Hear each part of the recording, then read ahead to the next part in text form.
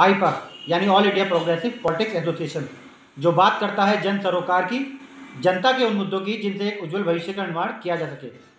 वर्तमान स्थिति में किन बदलावों से उज्जवल भविष्य का निर्माण किया जा सकता है, आज इन्हीं सब बातों की जानकारी के लिए आज हमारे साथ बहुजन समाजवादी पार्टी के जिलाध्यक्ष मोहित जाटव जी हैं।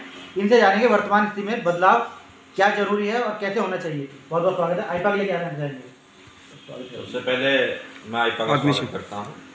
दूसरा, कपिल भाई आपका भी बहुत बहुत धन्यवाद, क्योंकि आप हमारी आवाज़ जनता तक पहुँचाने का काम करेंगे। तीसरे नंबर पर, जैसा कि आप जानते हैं कि बहुजन समाज पार्टी एक सोच है, महापुरुषों की मिशन है। दूसरा कि बहुजन समाज पार्टी ने अपने कार्यकाल में हर वर्ग के व्यक्ति को नेता बनाया, सम्मान देने का काम किया।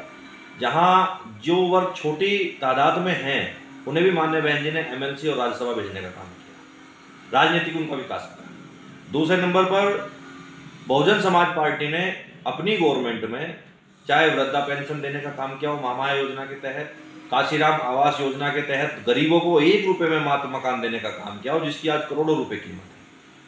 लोगों को सबसे बड़ी भर्ती अगर बहन जी ने, अगर किसी ने की है तो माननीय बहन जी ने की है, पुलिस की सबसे बड़ी भर्ती, निष्पक्ष भर्ती, कोई करा नहीं सकता, रिकॉर्ड दर्ज है उसका। तीसरे नंबर पर, शिक्षा की भर्ती अगर की है तो माननीय बहन जी ने की है।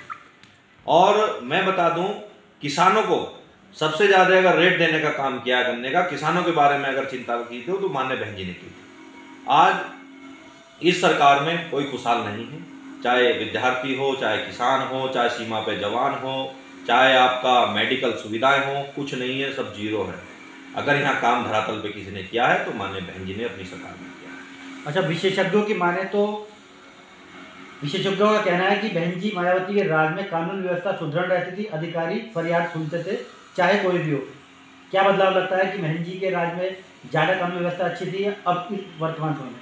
देखिए, बहन जी को आयरन लेडी के नाम से भी जाना जाता है। माननीय बहन जी कभी भी किसी के साथ अन्याय नहीं करती है। बस माननीय बहन जी सही को सही और गलत को गलत करती है, जबकि ये तो चोरों की सरकार है। यहाँ तो चाहे समाजवादी हो, चाहे बीजेपी हो, चाहे और पार्टी हो, ये तो सब चोरों की सरकारें हैं। यहाँ अधिकारी इनके विधायकों तक की नहीं सुनता।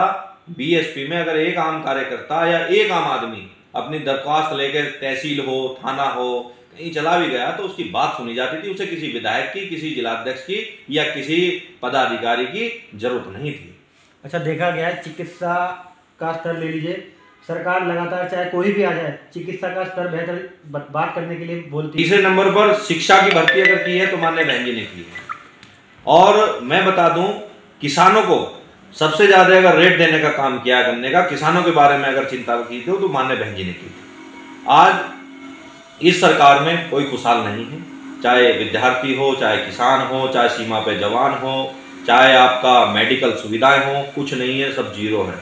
अगर यहाँ काम धरातल पे किसी ने किया है तो माननीय बहन जी ने अपनी सरकार में किया है। अच्छा, विशेषज्ञों की माने तो विशेषज्ञों का कहना है कि बहन जी मायावती के राज में कानून व्यवस्था सुदृढ़ रहती थी, अधिकारी फरियाद सुनते थे, चाहे कोई भी हो।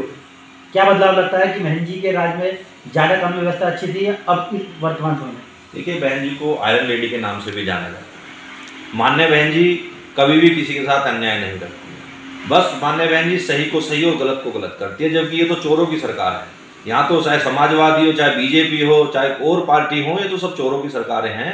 यहाँ अधिकारी इनके विधायकों तक की नहीं सुनता। बीएसपी में अगर एक आम कार्यकर्ता या एक आम आदमी अपनी दरख्वास्त लेकर तहसील हो, थाना हो, कहीं चला भी गया तो उसकी बात सुनी जाती थी। उसे किसी विधायक की, किसी जिलाध्यक्ष की या किसी पदाधिकारी की जरूरत नहीं थी। अच्छा, देखा गया है चिकित्सा का स्तर ले लीजिए, सरकार लगातार चाहे कोई भी आ जाए चिकित्सा का स्तर बेहतर बात करने के लिए बोलती है, लेकिन आपको लगता है जिस तरह से कोरोना की दूसरी लहर में लोग अपनी जान गंवाई, क्या चिकित्सा के क्षेत्र में और बदलाव लानी बेहद जरूरी है?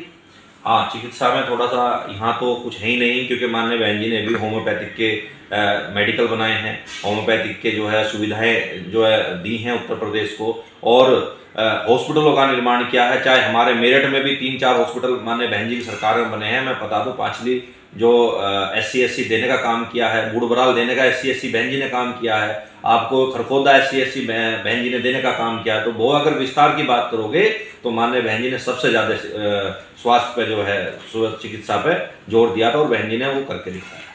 कौन सी ऐसी समस्या है जो आपको सबसे बड़ी लगती है और सरकार के आने के बाद आप सबसे पहले उसका निस्तारण करना चाहेंगे? देखिए, सबसे बड़ी समस्या तो कानूनी व्यवस्था है।